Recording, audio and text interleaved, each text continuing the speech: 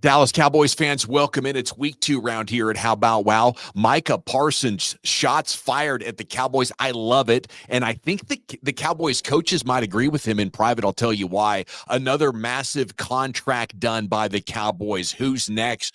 We have a Jadeveon Clowney update for you. How are we betting this game? All the keys for week 2. Cowboys-Giants, Sunday at noon. Here we go. The only thing else I got to say is, how about them Cowboys? Yeah, buddy, I'm Gavin Dawson, along with my favorite football Neanderthal, the all-academic SEC guy, Kentucky New Bear. How the heck are you, buddy? Until about 10 seconds ago when you said, take it away, Jimmy, I realized my shirt was on inside out, so y'all almost got to see me half naked. Wow, that's a quick wardrobe change, New Bear. Okay, before we get to Micah Parsons, and that's a very interesting topic. Congrats to Tyler Smith that are in order here. Here he is getting the deal done with the Ford Center at the Star in the background and all that. Extended, I think it's 4 years and $96 million with like 81 of it guaranteed. So he's getting, was that $24 million a year, top paid guard in the NFL. And it's amazing because he deserves it and he's freaking awesome. And I love that the Cowboys are getting deals done earlier. Should age well too, as the cap goes up and other people's numbers go up. The only thing you got to wonder is, does the hold in, hold out writing on the wall? I don't feel like he's that kind of guy. I feel like he's going to lock in, and unless somebody were to double, unless it were to be some crazy deal from someone out of left field, like a Jerry Jones, Dak Prescott type deal, if you will, for the guard market, I think this is going to be something that we're going to say ages very well, and we're going to feel really good about this for the duration of it. Yeah, and he's just hitting his peak, dominant player in the run game. And I think that's going to be even more on display with Clayton Adams, the offensive coordinator now. Pulling scheme, he likes outside zone. That's going to showcase his athleticism.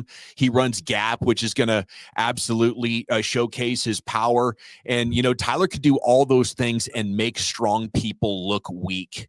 The play that he had against the Eagles to help spring Miles Sanders, he took his guy outside and threw him into another dude that then helped knock down another dude. He almost got 3-1 as Terence Steele was coming across the formation to clip Blankenship. It was perfect, but none of it would happen. It could have been a tackle for loss if Tyler Smith wasn't as damn good as he is. Well, and the thing that's really interesting about this is for all the debate about Micah Parsons, I mean, this puts Tyler Smith back into free agency where he's going to get to eat again.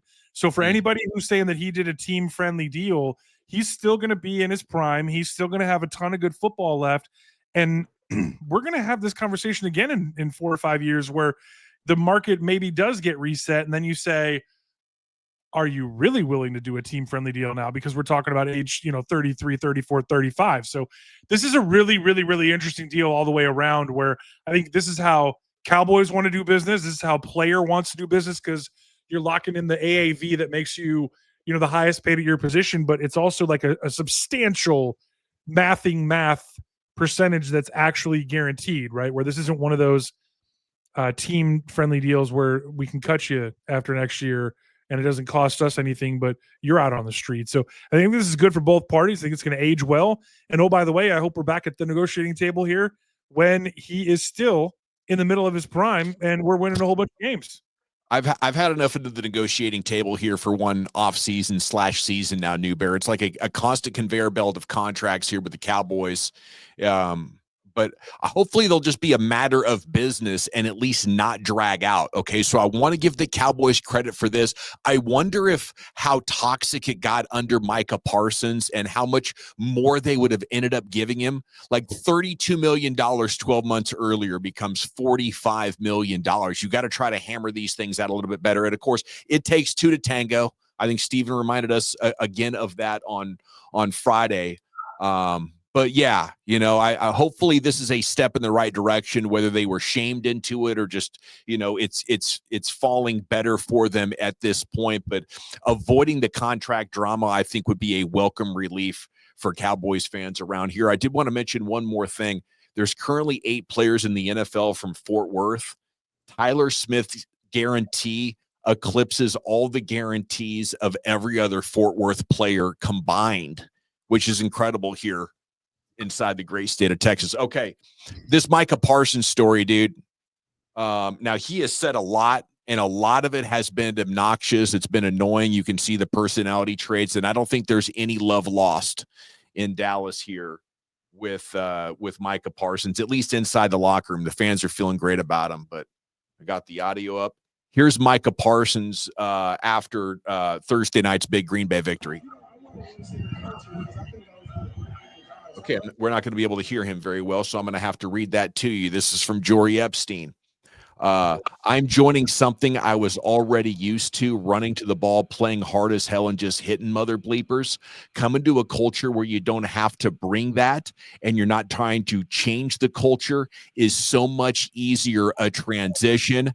We're taking this as shots fired at the Cowboys' finesse camp cupcake type of football that I think's been around here for over 15 years. I love that he called it out on national television. Micah's a motherfucker for two reasons. He's bad as hell rushing the passer, and he's also like a punk made bitch when it comes to podcast P.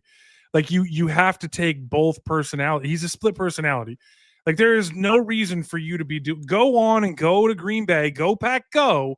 You're the best roster on the way to the Super Bowl. Go front run. Go not get any holding calls because you don't have a star. You've seen that thing going viral too, right?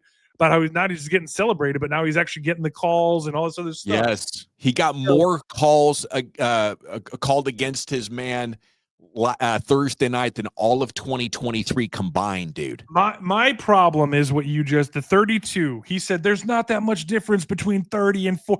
And Jerry was willing to go, if reports are to be believed, to like an inch away from where Green Bay actually went. They're better without him here. They're better with Kenny Clark and the roster they build around the rest of this team than they are with this guy dragging them down from the inside out, just being a brat, dude. Like he's a grown-ass man. He's insanely good at what he does. The toxicity around why is no one else talking about it? Why is everyone else? They're talking about Kenny Clark. Why? Professional, handle your business, show up early, stay late, get in the film room, don't have a podcast. How many times you hear a player talk about how they're not talking about anything except for what they're putting in to go play the game? You put that inside a room with 46, 53, 85, 105, Saturday or Sunday conversation, as many as you can have on Friday night. All it takes is one bad apple to poison the whole damn yard, man. Don't get me wrong. There is definitely that part of it. But another part of it for me is sometimes it takes a toxic guy who might not have the best decision-making, like a Jose Canseco, to tell the entire truth about steroids in baseball. And sometimes you're like, wow, this messenger is weird, or I don't like him. It's awkward. It's toxic. But, you know, the thing that I appreciate is this defense has not been physical, you know, and the front office needs to hear this more than anybody. And I think the reason Kenny Clark is here, the reason they're talking with Jadeveon Clowney is not because maybe it's cultural, but it's the kind of dudes they've brought in really for the last 15 years. It's too much finesse football. It's too many pass rushers and not enough hole pluggers. You know, it's corners that go for interceptions, but can't tackle worth a damn making business decisions. It's safeties that are light. And the one physical you got one is more of a peanut punch guy who will light you up, but also won't fundamentally tackle that well in Donovan Wilson. Like, this team is built exactly for what Micah Parsons described. He's probably coming around as an absolute dog and a lion and a one-man heat-seeking missile. And he's like, man, nobody else is like me around here. Nobody else can play with physicality and speed and this kind of swagger and attitude. And the ones that can miss too many tackles, you know. So I have not liked anything Micah Parsons has said about the Cowboys. I hope they're taking this one personally, and I hope the Kenny Clark signing and or trade and the Clowney thing is evidence that they kind of agree internally. We need to change not our culture, but the DNA of the guys, right? Because you can talk about being the baddest man in the room, which you would be in a lot of rooms. New Bear is a former D1 athlete and a guy that packs a lot of muscle onto a body. It's almost inhuman. But, you know, if confrontation happened in a bar, you'd be like, who wants to go?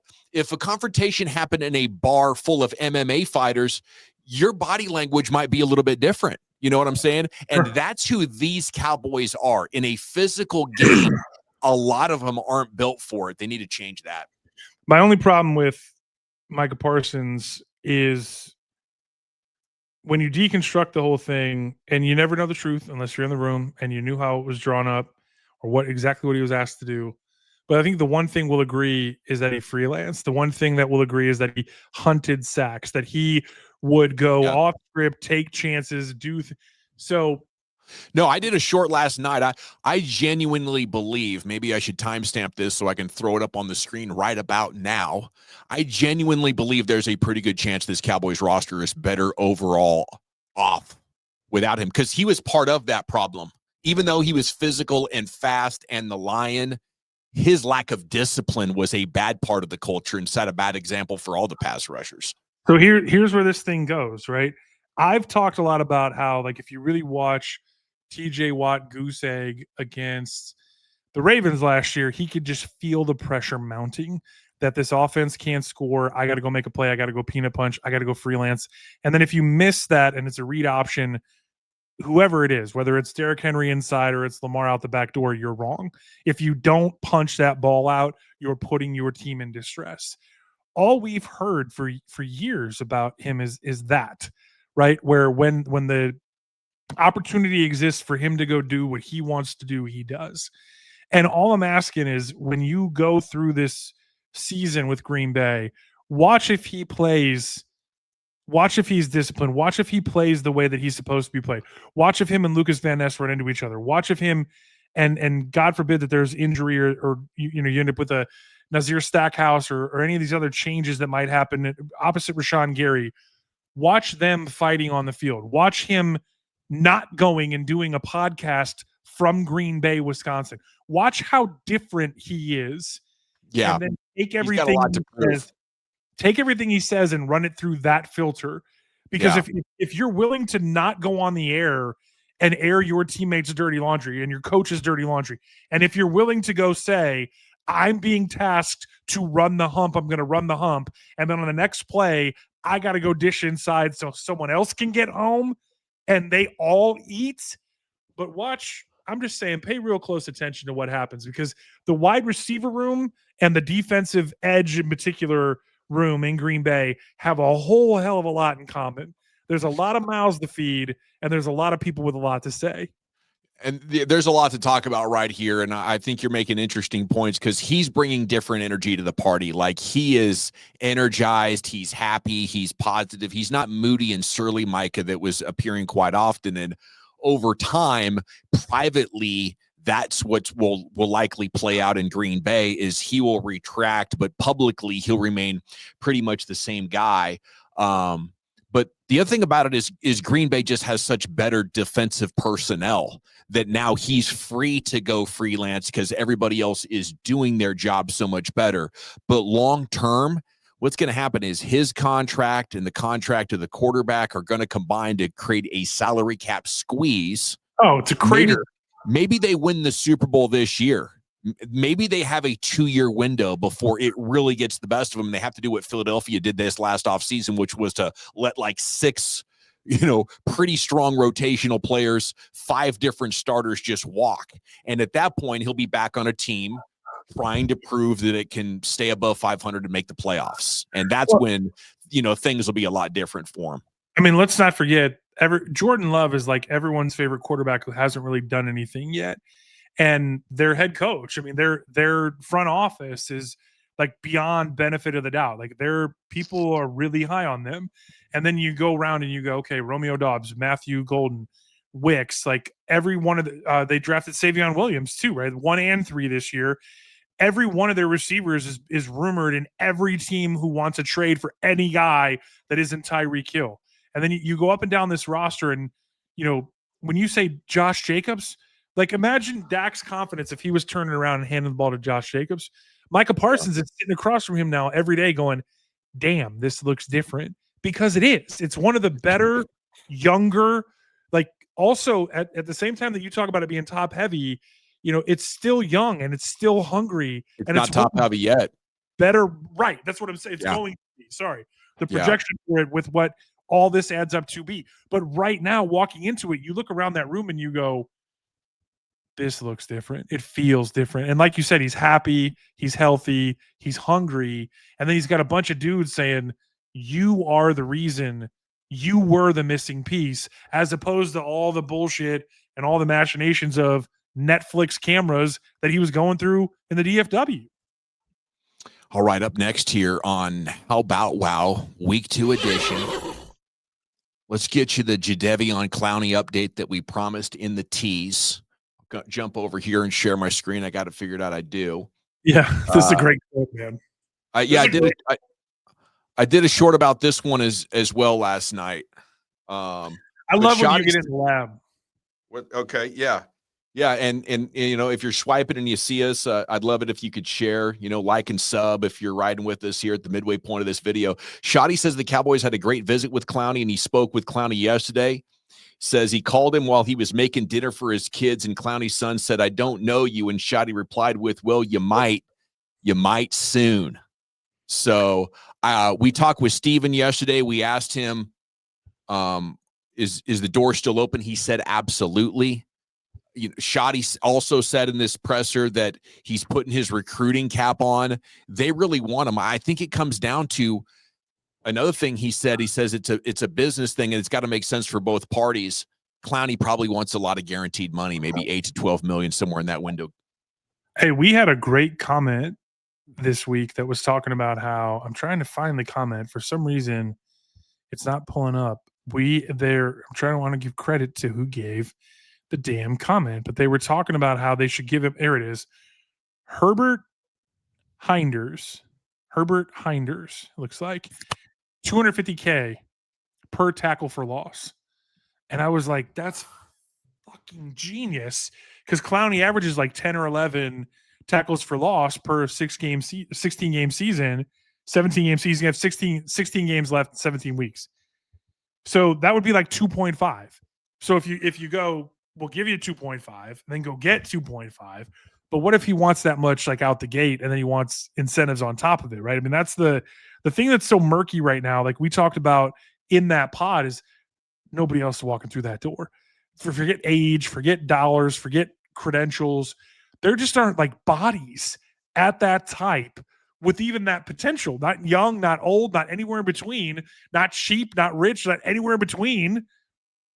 He's like, he knows that, though. That's what I'm trying to say, is he knows that he's in a unique position, because if Dallas won't pay him, Micah Parsons guys probably will. And if it's really Detroit at the head of the line, because of everything they went through with the PTSD with Hutchinson last year. So, I mean, there are going to be other suitors. You would like to see him have a star in his helmet, because not just, you talked about him being the Eric Dickerson of defensive ends, right? With he's him upright. He's upright. And he's not a great bender, but like he's so long, physical, strong, still fast. Like if you can get him, when you start talking about the rotational pieces and what the Eagles just let walk out the door, when you have teams that do it the opposite way, right? Where you're able to bring something in that is so additive, because it lets your young guys learn and take the pressure off them, while also still having something left in the tank where, if you're the right tackle or left tackle for the Washington Commanders, the Philadelphia Eagles, go through the Los Angeles Rams, or wherever you think it's going to go, the way that the playoff slate breaks, and you think you're going to get a break because it's the third series of the game, and you had Ezeraku up your ass for 8 or 10 plays, and here comes Clowney, like that deal when the playoffs come calling. Yeah, I'm mostly excited about Clowney for his run defense, but you're going to get pass rush out of him as well, and you're going to just be able to keep bringing dudes off the bench coming in waves. I'm just excited that it says the Cowboys aren't resting on what they have right now, and they're looking to urgently change who they are. Clowney would change your culture a little bit. He'd make you more physical. He'd give you those guys with the DNA that it takes. How about Wow? Plenty of show remaining. It's brought to you by Bet Online, up to $250 in free bets. We look at the line. It is the Giants now at plus 5.5. The Cowboys minus 5.5. Put your comments down below. Would you bet that? And please hit the referral link in the description, again, up to $250 in free bets. Okay, up next here on real quick before we let it go on Clowney. I've been bitch moaning, complaining about everything that you come out of, whether it's to the bye, through the bye, out of the bye, week 18, whatever that case may be. Like, when you think about some of the guys that you're going to get when you line up, like what is one of the common denominators that we've talked about is that you're going to get guys who can move, right? The Cowboys are going to run out there and they're going to play Micah Parsons, and you get Jordan Love. He's mobile. You're going to get Caleb Williams. You're going to get, this week you're going to get Russ, and maybe it becomes Jackson Dart. You're going to get Jaden Daniels. You're going to get Kyler Murray. You're going to get Bo Nix. Like, all these guys can move. What are we talking about? Forget for a minute the fact that he's never been a 10-sack guy. When he's played more than 14 games, it's 9.5, 9.5. He's also even better now against the run than he ever has been. Oh, yeah. So when you talk about he sets the edge. Yeah, you're not getting around him. He's going to dispatch the block. So especially if the new Halo dropped right before you play the Cardinals, and Kyler Murray isn't really paying that much attention, Clowney might take him out. But all kidding aside, as you go through it, like, think about all the guys they're going to get. You're going to get a ton of RPOs, a ton of read option, a ton of two. Like, he has this ability, even if he doesn't have the ability to just go ruin a game by himself anymore. He still has this, like, farm guy, old man, whatever, like, dad strength to be able to wreck games. Good stuff. Up next here on How Bout Wow, we're going to go to one of our favorite players, and that would be George Pickens, hoping for a big game 2 from him. He was asked about his perspective on things after only getting targeted 3 times in week 1. Oh, you see what I mean? I'm not really worried about the touches, catches, all this stuff. I'm just trying to stay open for the team. Like I said, I'm trying to focus on the first win. Focus on the first win. In these kind of settings, he always has the right things to say. He's got incredible charisma, and he's very convincing. He also owned the personal foul, saying, I can't do that. We were in the red zone. Next thing I know, I've pushed us out of the red zone, and then Miles Sanders fumbles the next play, and he just talked about how bad of a turning point it was and how much he regretted that. So I hope George can take this, but I thought if it wasn't there week 1 as far as the discipline, I'm not going to count on it anytime soon. This should be a week, though, right? Doesn't this have to be a week where you get a couple bleep you balls and it's not a pass interference, where he's just got the dude beat and he gets to go dunk one through the goalpost? Like, doesn't this feel like one of those weeks where they feel like they're going to be able to pressure, they feel like they're going to be able to get home, and you're able to dial something up? Because, like I talk about all the time, you're stubborn and you're patient on purpose, with purpose, for purpose, with Javonte Williams. Give me 20-plus carries for Javonte Williams this week. But, like, when you look at the New York Football Giants and you look at what they are, they have a ton of talent up front. They have nothing that scares you in the middle of the field. So shouldn't this be one of those weeks where, remember Randy Moss with 3 dudes covering him in one hand? Remember, like, shouldn't it be one of those weeks? Doesn't this have to be a George Pickens alert, 50-plus yard? Anytime you were at midfield, you're taking a shot to this guy? I believe so. I was reading a fantasy preview that said George Pickens was one of their top choices because of how he should be able to torch Paulson and Debo deep. He's not got great speed. He's got some positive traits, but I mean, it doesn't really matter who from this Giants team is, on you in the secondary, whether it's him or Cordale Flott. Drew Phillips. These sound like make-believe Madden names, like creative player names that the computer just shits out, dude. It does. So, I do want to, get to a prediction. The line's 5.5. My official prediction is 23-16 Cowboys. So I would gladly bet the Cowboys here at home. I think it's possible they absolutely blow the Giants out and win a game like 40-10, something like that. I think 23-16 just feels like the most realistic thing, and I'll tell you why. I don't have a lot of faith in the tackles, Tyler Guyton and Terence Steele. And the Giants pass rushers are good, aren't they? With Burns and Thibodeau. And now they've added Abdul Carter. And of course, the big man in the middle there, Dexter Lawrence. So, and then did I forget anybody? I mean, it is a good front. So, and I think there's a path to frustrating the Cowboys. I don't know. Maybe by the end of Sunday afternoon, we're going to be feeling great about this Cowboys run game that somehow led the league in Clayton Adams' first game out of the box in run play win rate or something like that. Like there was a lot of good going on against Philadelphia, but I can't trust a week one trend. Yeah, because it's not. It's 1 week, and you can't go. It's a different team. It's a new year. Hey, so if either one of those tackles struggles, and look, I'm going to say this. What I love about both Guyton and Steele is there's plenty of tape to not like. But what you have to love about those guys is the effort. And I'm not just talking about the lefty Rocky Balboa hook. Forgive me for making a Philly reference on one of the Cowboys players, but forgive me. Balboa's fair game. Balboa's an American hero. He's not a real person, and we're going to let that go. Right? Yeah. So forget the left hook, but the effort was there for Steele in particular. Steele was running dudes down and throwing them out of the club. I think Steele's one of those guys where when he makes a bad play, he goes and gives a little something extra on the next one to try to make you forget about it. But isn't Nate Thomas coming for one or both of these guys' jobs? Isn't one of the things about the rumors, the talk, the momentum, that there's depth on this team, right? That there's if this, then that. The same way that we're talking about why you go get Clowney. I want to punch up Terence Steele's contract here for just a second because there has been some discussion on our show this week that maybe Nate Thomas could make Terence Steele, dispensable, I guess. That doesn't sound like a very human word, but yes, there is an out after this season in his contract where it's looked like you'd have only $9 million in dead cap left after this year. Terence Steele is just such a weapon in the run game. And I think that's a huge key for getting the most out of both of these guys.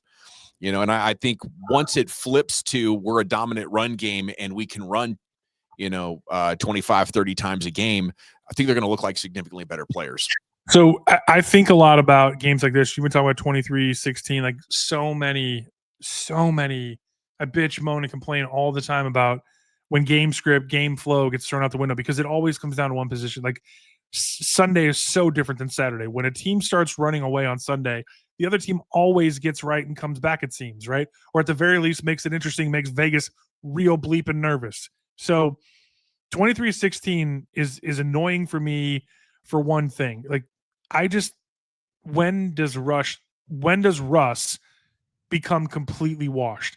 You go, well, Malik Neighbors is going to prevent that from happening. But what if this is one of those Denver specials where Russ is out there with a 9 for 20, 82-yard 2-pick burger, and you get a Jackson Dart because you have no other choice? I'm actually more scared if they put Jameis Winston in and just let him go on a heater with Malik Neighbors. Yeah. And Tyrone Tracy is a really good player. Cam Scatterbu might become one. Where else are you doing anything with this team? I mean, that's the thing is Diggs, we've heard. It's got to start with them, their ability to run the ball. It's got to start with Russell Wilson scrambling successfully. And then you got to go to the fact that Trayvon Diggs isn't 100% and still Shoddy updated it late isn't going to do 100% of the snaps.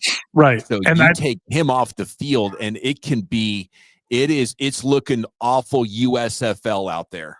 Well, so this is, you did the short where, it's hard to even know, are these, you talk about made up names, it was a ridiculous thing that you went through, at the bottom end of the roster and you start talking about street free agents beyond even undrafted guys based on next man up and who even exists.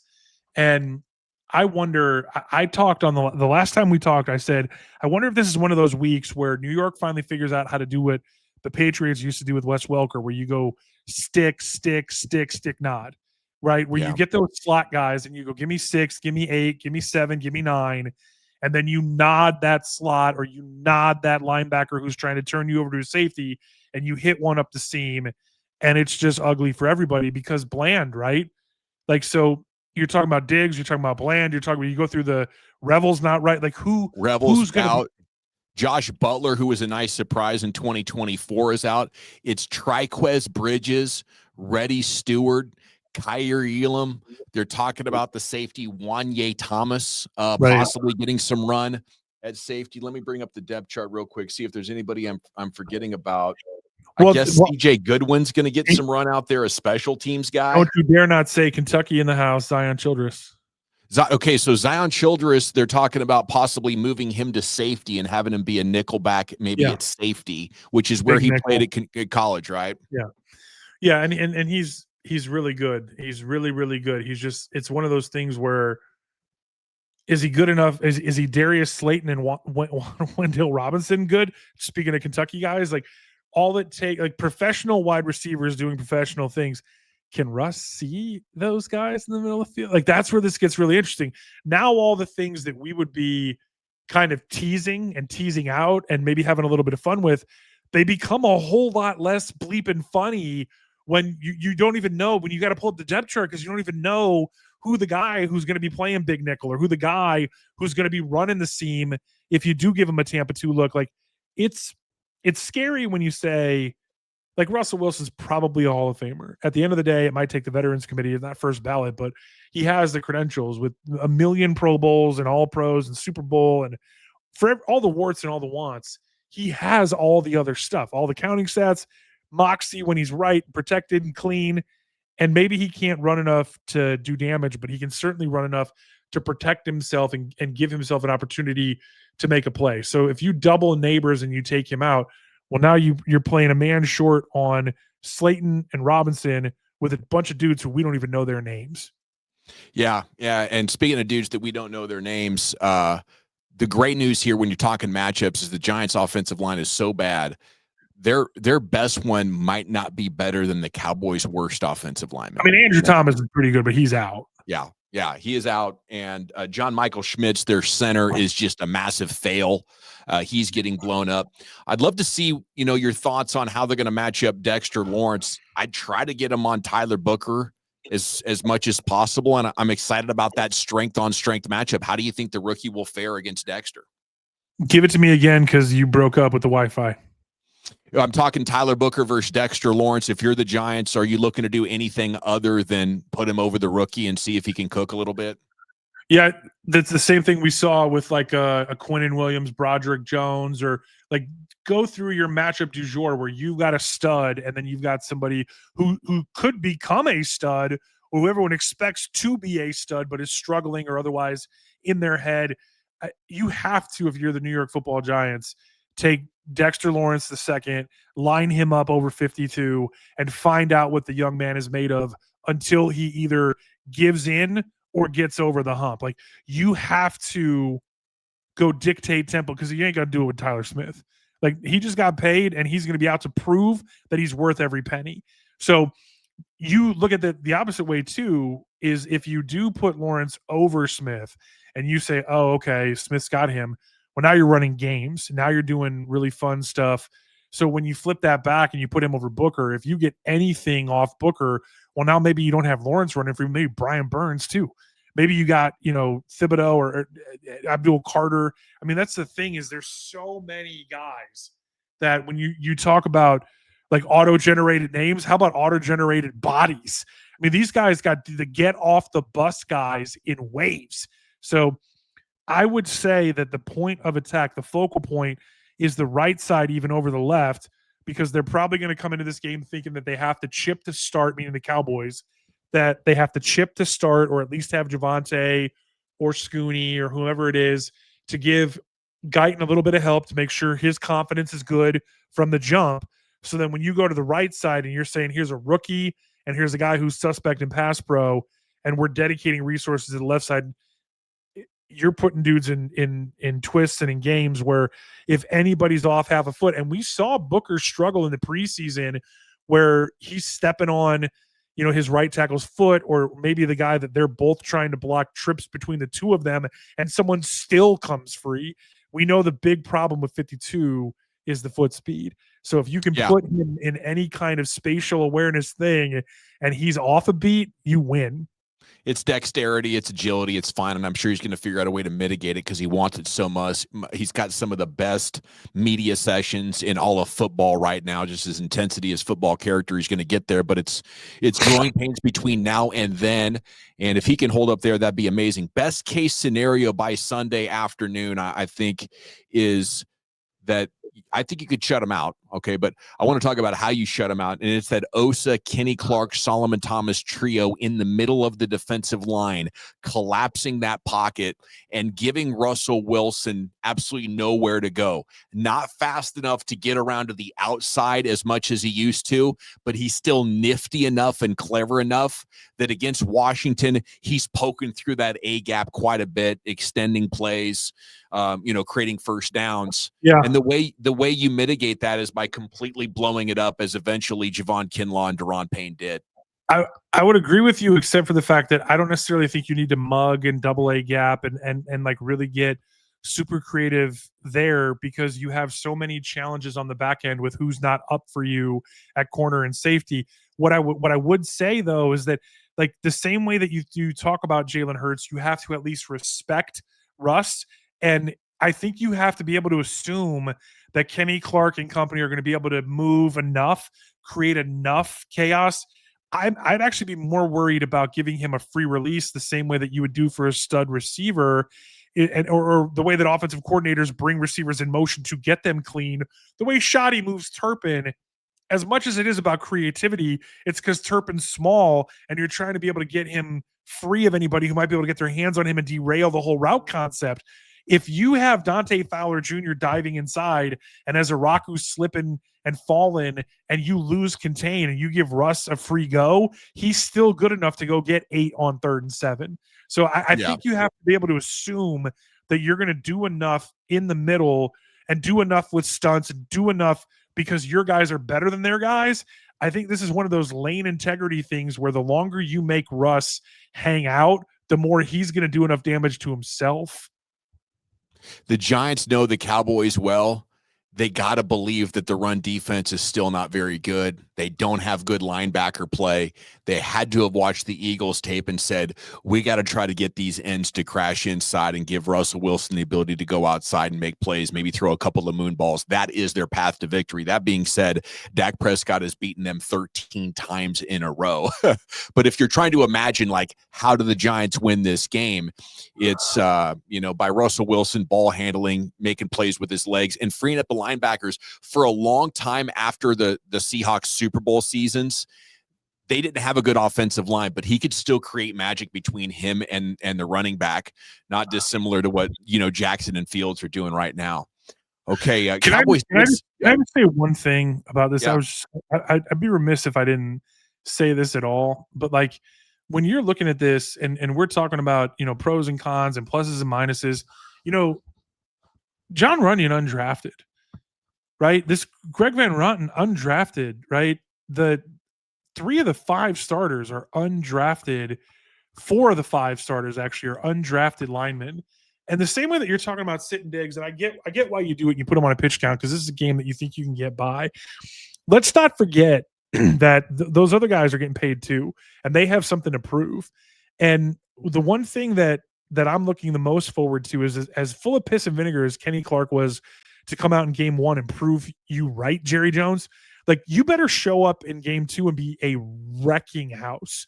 Like, if you're talking about prove it game, all these guys, there is no forget shutout. You're not shutting anybody out is almost impossible at this level, right? But like you threw out the 40-10 number. This should be a runaway win for these guys. And there should be no excuse. You should double Neighbors or don't. Either let Neighbors have a day or take him away. Like, but make a decision and live with it. And one of those decisions has to be, we're going to bully the fuck out of this team. A little bit of roster news. Great stuff. New Bear, they did sign Ryan Flanoy to the practice squad, from the practice squad to the active roster. They also elevated Zion Childress and Robert Rochelle, 2 different defensive backs from the practice squad. How About Wow is brought to you by our friends at Bet Online. Bonus referral link in the description. Great way to play online if you're in Texas with all the restrictions. They got some great hold'em tournaments and casino action. And I do want to say, I'm going live from the parking lot tomorrow morning. We're tailgating out there, assuming I get power and Wi-Fi. Will you be able to join me, New Bear? Let's make it happen, dude. Let's get it done. I'm Nice. really looking forward to being able to smell your brisket through the screen, and I'm already pissed off at you. So sure, let's get it done. All right. You could send me some IPAs. You can send me some Tito's. You're gonna send something from Texas this way to make up for it. So maybe 10:30 or 11 Texas time. We'll be going live. Would love to see you in chat. Hit that bell button so you don't miss any of our content. For New Bear, I'm Dawson. Till next time, how about wow?